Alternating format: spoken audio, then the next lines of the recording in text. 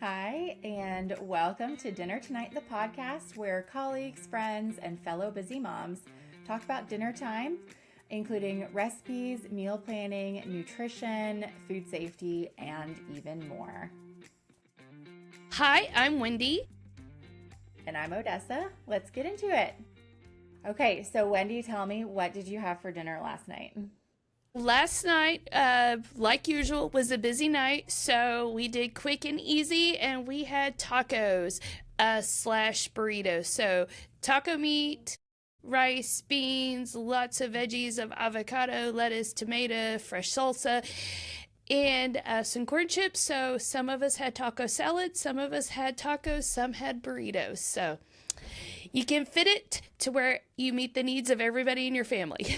I love that. It's like a choose your own adventure dinner, you know? Yes, it definitely was that. So how about you? What did you have for dinner last night?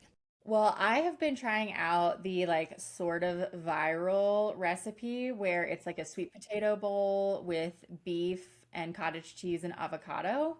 So Ooh, I've been trying that out. I have enjoyed it so far. I did my own kind of twist on on the bowl, which I used taco seasoning to season the ground beef, and I added mushrooms to just add a little extra veggies into the whole situation. So, but it's been delicious, and the new way to cook sweet potatoes, or I don't know if it's really new, but it's new to me, where you cut them in half and lay them flat on the sheet pan and cook them in the oven, cuts their cooking time by like half, and it also like gives the sweet potatoes like a nice caramelized really? edge to it. It's delicious. So I will be cooking my sweet potatoes that way from now on for sure. I'm gonna have to try that because we like some sweet potatoes. I love the sweetness of that caramelization that happens and the oozy syrup that kind of comes out of them when you roast them. Exactly. They're Exactly. so good. So back to school. Back to school. That's what we're talking about today. I know. I think well, you potentially not quite yet, but here in a couple of years we'll have a back to school. I have to. It's crazy. It's a Yeah. crazy time of year. Yeah. Yeah. So Wendy, we're going to have to lean on your expertise on this area because we haven't quite hit the back to school phase yet. So, Wendy, tell me, what is the chaos like when you transition from summer to back to school, and what are the big struggles? Okay, so I think the biggest struggle, and I think most moms and families out there would agree with me, is summers are, yes, they're crazy. You have vacations, camps. There's not really a schedule, and then school starts, and you have to get back in that routine. Stick to those bedtimes. Get your weekly routine going. If you play fall sports, those start up. Kind of throw some kinks. I know personally we have 4-H events and prep for contest and all that. And then, of course, if you have kids who play school athletics, you've got those late night practices, especially if they're transitioning from junior high to high school, and those weeknight games. So it gets crazy. Now, you got to have a plan for mealtime, whether that's lunch, dinner, breakfast. You can't scoot by your pants, seat of your pants like you do maybe in the summer, so you got to have a plan. Yes, yes, yeah. I am just such a big planner. So I would want to enter this season with some strategy. Especially, I think today we really want to focus on lunches and even after school snacks. Because I know even now, just with a toddler, when I pick her up from daycare, she immediately is like, "Do you have a snacky in the car for me?" And I'm like, "No, we're going straight home. I promise you'll be fine." Well, So and after school snacks. yes, I think that is so huge. After school snacks, every parent, every caregiver would agree, as soon as you get them from daycare or school, you would think they hadn't eaten all day. They are starving. Now, that being said, I think one thing we need to address is what a snack is. Because I think sometimes people misconstrue exactly what a snack is. It's a small amount of food to hold you over until a meal. So it's not going to fill you up. but it's to kind of curb the craving. I have to tell this to my kids all the times. We're not filling up. We are just curving the craving so you are not gonna over maybe eat at dinner. So some things I like to have: granola bars. Whether you make them yourself, you purchase them, they are great. You can keep them in your purse, in the car. They are full of all those carbohydrates, fast energies. They're really great. Energy bites are another one that my kids love. Against shelf stable.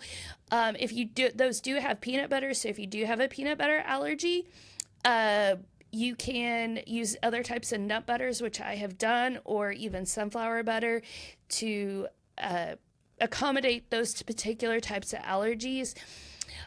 We can always try to link the recipe that we use. It is from, I believe, I can't remember which extension group, but it is an extension group. They have a great one, like 5 ingredients. My boys love them.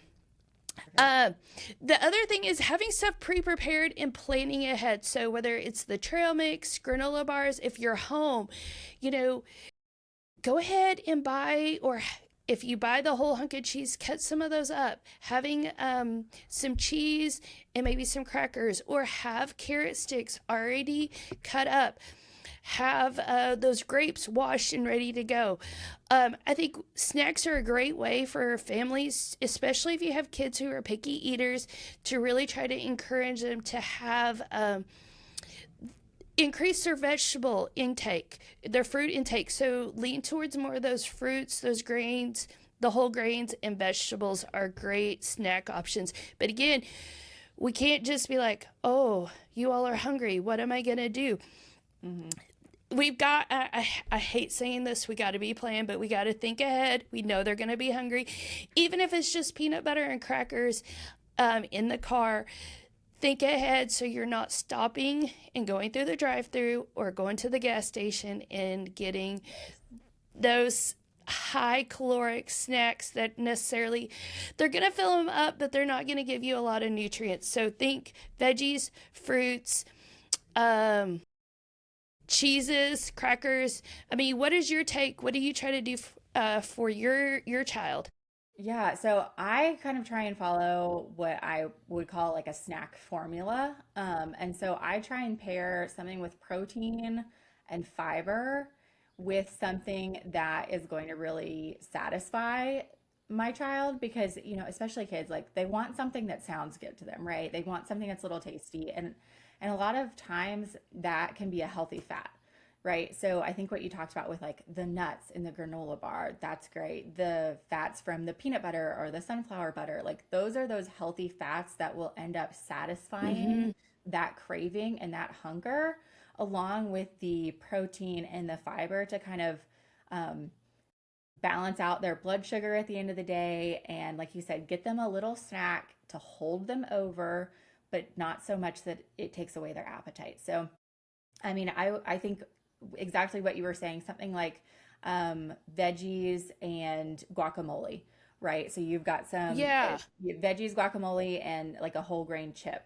That is going to be like a perfect little snack that's got that formula in it to be able to hold them over and fill them up and satisfy them and truly kind of make them happy with their snack, and get them to dinner time. So I also think of like some vanilla Greek yogurt with some of peanut butter, sunflower butter, and some berries. Just a little like mini parfait, perfect.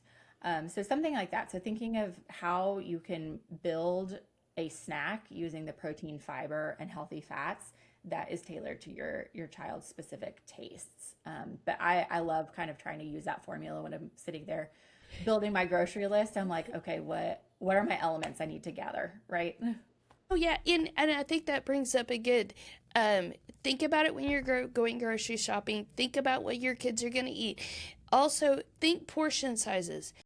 If you have the ginormous apple, they probably don't need to eat that whole apple. So maybe it's a cut it up and divide it, and then add some carrots and some crackers, some other things to it, so you get a little bit. But again, it's not a full plate full.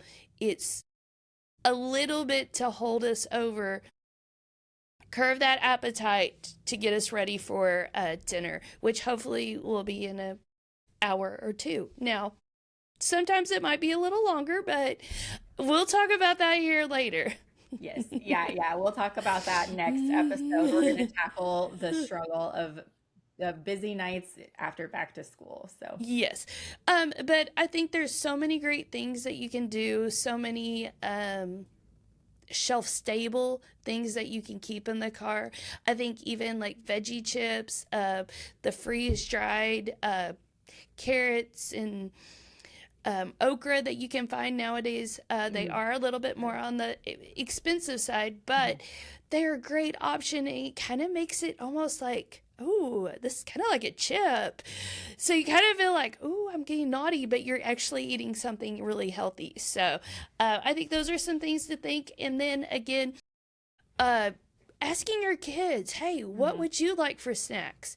What would you like for snacks this week?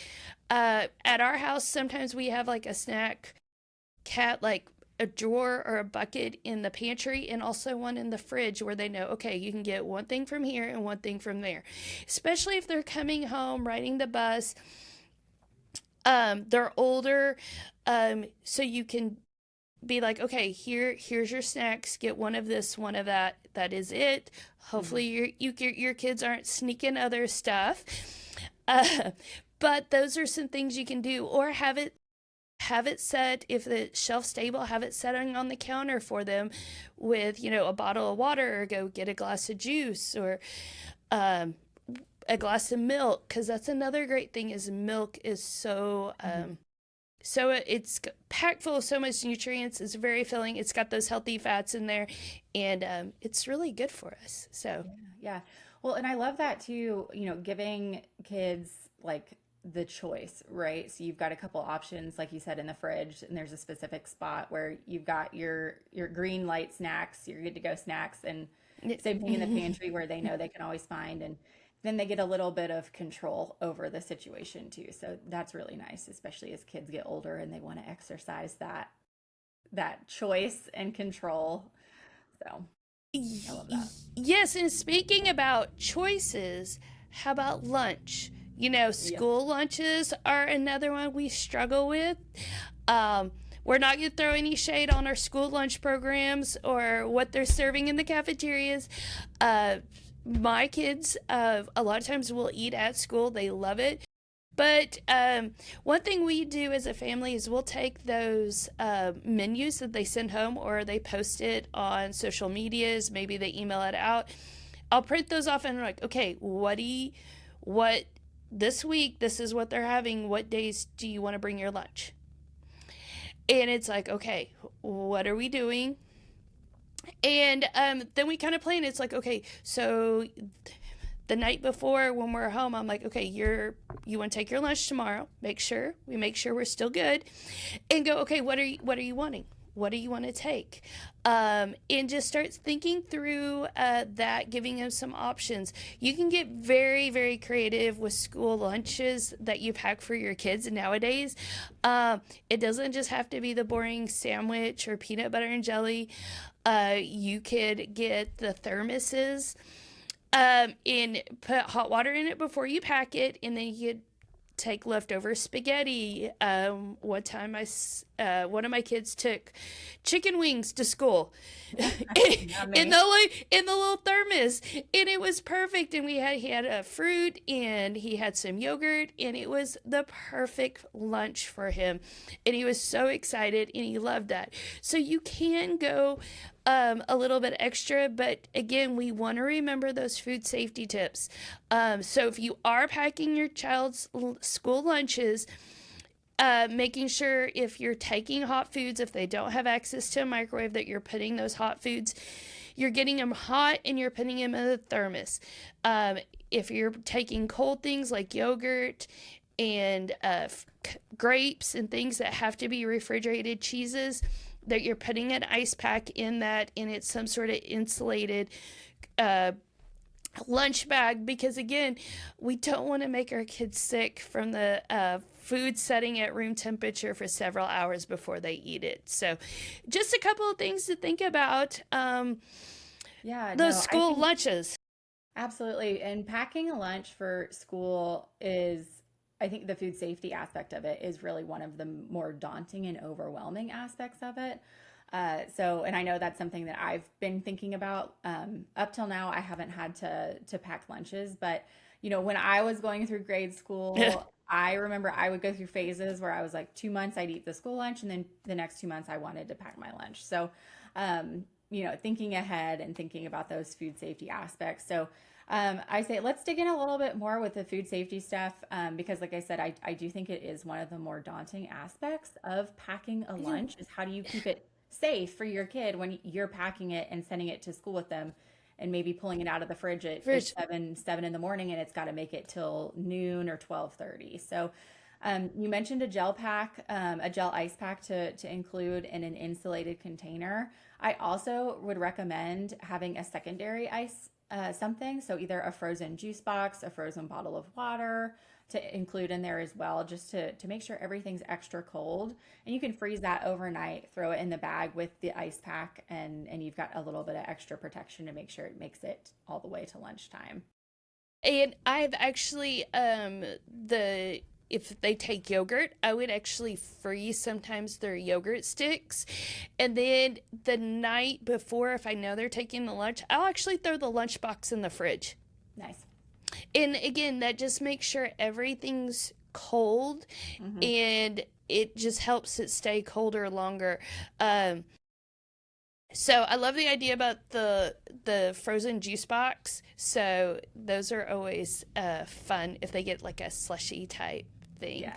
Yeah. So And I think too, it's important to note if you are going to do your tip and your trick about putting your lunch boxes in the refrigerator, make sure leave them unzipped and open. yes, So don't zip them up without food inside. We want to make sure that there's enough airflow that it is maintaining the temperature of that food as well that's already in the lunchbox. yeah. And a lot of times, what I'll do is like in the door, we have an extra fridge in our garage, so I'll actually like leave it unzipped. It's completely unpacked, and just put the thing in the door. And then it's like, okay, I'm grabbing this from the freezer, this from the fridge. Grab this bag of chips. I'll grab this, or I've already got these carrots and stuff sliced up, and have it ready to go. Yeah. So Yes, it makes it kind absolutely. of handy. And then the great thing is, I know some schools are starting to allow children to use microwaves, so that does expand what you can um, send with your child for lunch. It makes packing sometimes lunches a little bit easier. Uh, because you're not trying to be like, okay, well, this needs to stay hot, this has got to stay cold. Yes. So you can kind of do some things. If you do cut, one thing to remember, if you do cut up any fruits or vegetables, they do need to stay cold. But if you send like a whole banana, a whole apple, those little cuties, those are okay. Once you peel them, they've got to stay cold. I've seen so many kids just carrying in a bag of oranges, and I'm like, oh, that's not safe. Yeah. You've got to keep it cool until you eat it. So again, when we mean cool, we're talking below 41 degrees or lower. So just again, use those cool packs, those gel packs, freezing the bottle of water. They have so many new and interesting. I mean, I think somebody told me their lunchbox actually had like gel packs in it. Mm. And so like you keep it in the fridge. Okay. So so some really interesting ways again to keep those lunches safe, so we're not potentially giving our children a foodborne illness and letting bacteria grow on food while they're eating lunch. Absolutely. And that brings up another point about the containers themselves and how to keep the containers clean and safe. So, Yes. teaching your kids that if they're not going to finish something, to then throw it away so that it doesn't sit in the lunchbox itself or the container itself all the way till maybe even late at night, the end of the day, and then you have to scrub it out. And Yes. if there does is something that gets left in there, making sure you're wiping out the inside and sanitizing the inside of the lunchbox, because I think that's another sneaky place where bacteria can grow if Yes. kids are leaving leftovers in the lunchbox for hours and hours at a time.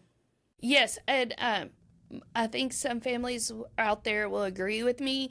Lunch boxes get left at school for a couple of days. They get Mhm. left in the back of the car, Yep. friend's house. So again, we don't want those reusable containers. We don't want them to throw those away. Okay, we don't want, but all the food we want them to throw away.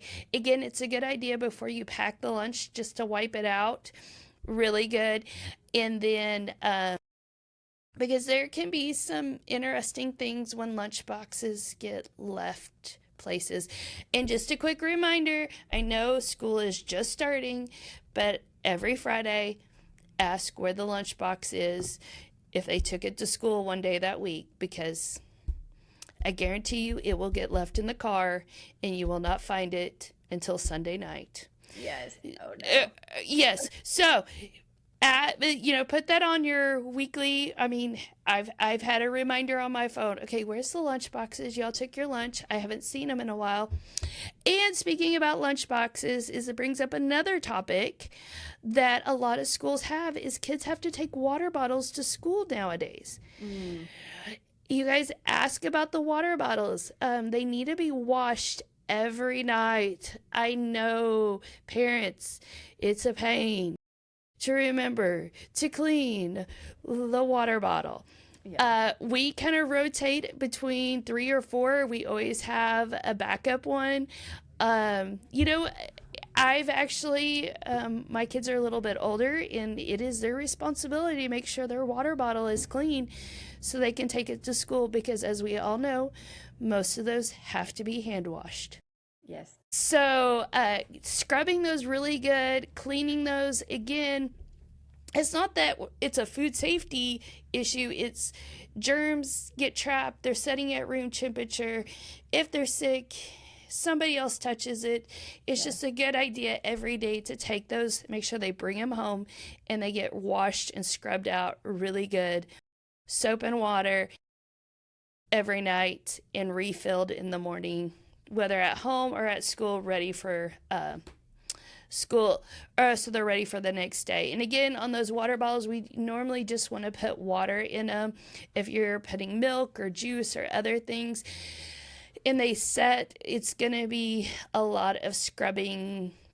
Mold and other things can grow in there. So we try to keep our milk and juice in cups and just use our water bottles with water and wash them after every use. Yeah. No, I think that's, Mm. maintaining your water bottle so that it doesn't become a foodborne illness Mm. issue, very important. And yeah, I love the idea of keeping milk and juice in a separate cup. We have designated water bottles Mm. and designated milk and juice, and I do not let those two things mix. So yeah. We don't let them mix. Occasionally, my husband's like, "Oh, you want to take your milk with you?" And I'm like, "No, no, no, no, no. Put it in the cup. He's got to drink it before he gets out of the car." But I think that's something we forget about, especially, you take it the first day of school, they leave it there. Even if they leave it at school, send a clean one and go, okay, you've got to bring both home. Yes. Uh, Sickness, especially if they've been sick, if your child stays home and is sick, make sure you're scrubbing that water bottle because, again, germs and stuff can still be on there, and we don't want to get re-sick just from our water bottles. We talked a lot about some wonderful things today, especially some of the struggles and the chaos with back to school. And like we said, those back to school lunches and after school snack tips and tricks and ideas. So I Mm-hmm. know in our show notes, we're going to link the energy balls recipe. So Wendy, we will track down the link for that and we will put it in the Yes. show notes for you. But as always, you're welcome to visit our website, which is dinnertonight.tamu.edu, where we have lots of recipes and ideas, not only for lunches, but also for kid-friendly snacks. We have a lot of wonderful things on our website that meet that kind of snack formula that I was talking about, or can be an element of that after-school snack that you've got prepped for your kiddos. So again, always go visit our website for new recipes, tips, tricks, cooking techniques, and even more. And you can also find us on Facebook, Instagram, Pinterest, and YouTube at Dinner Tonight. All you have to do is look for the maroon fork, spoon, and knife, and you know you found us. We will talk again soon. We'll see you in the kitchen. Yes, we will see you in the kitchen.